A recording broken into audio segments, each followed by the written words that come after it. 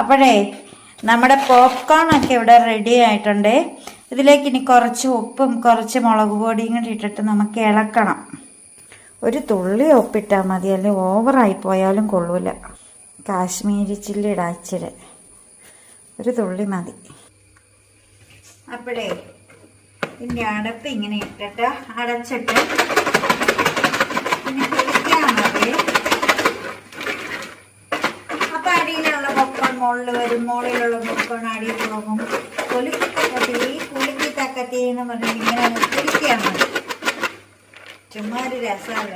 ഇനി നല്ല തലവേദനയാണ്, എനിക്ക് പനി വന്നിട്ട് പോയില്ല, അതിങ്ങനെ കിടക്കും. അതിനിടയ്ക്ക് പല്ലൊന്ന് റൂട്ട് കനാൽ ചെയ്തു. ഇനി അതിന് ക്യാപ്പ് ഇടാനായിട്ട് പോയാൽ മതി. ഇന്നലെ പോയിട്ടാണ് നമ്മളിപ്പോൾ 2 ടൈമിൽ ചെയ്ത്. ആദ്യം നമ്മുടെ നെർവ് കട്ട് ചെയ്ത് വിട്ടു പല്ലിൽ നിന്നുള്ള, പിന്നെ പല്ല് ഇന്നലെ റൂട്ട് കനാൽ ചെയ്തു. അതിനുശേഷം പല്ല് ഷേപ്പ് വരുത്തി. കാരണം ക്യാപ്പ് ഇടാനുള്ള സ്പേസ് ഒക്കെ അവരുണ്ടാക്കിയിട്ട് കനാൽ വെട്ടി വിട്ടിട്ടുണ്ട് പല്ലിനകത്ത്. അപ്പം ഇനി പല്ലിൻ്റെ അളവ് കൊടുത്തു. പല്ലിൻ്റെ അളവ് എടുത്തപ്പോൾ ഒരു പേസ്റ്റ് ഇങ്ങനെ പല്ലിലേക്ക് അങ്ങ് ഒട്ടിക്കുക.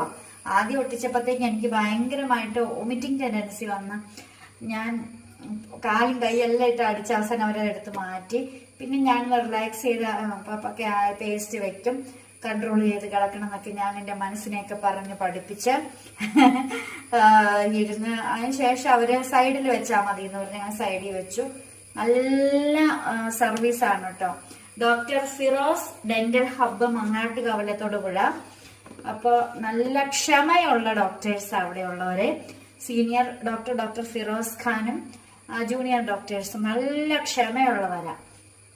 അപ്പം ഭയങ്കര നല്ല സേവനം. അങ്ങനെ അവര് ക്ഷമയോടുകൂടി എൻ്റെ പല്ലിൻ്റെ അളവൊക്കെ എടുത്തുകൊണ്ട് പോയി. ഇനിയിപ്പം ക്യാപ്പ് വ്യാഴാഴ്ച 4:30 വരുമെന്നാ പറഞ്ഞ് വിളിച്ചു ചോദിച്ചിട്ട് ചെല്ലാൻ പറഞ്ഞു.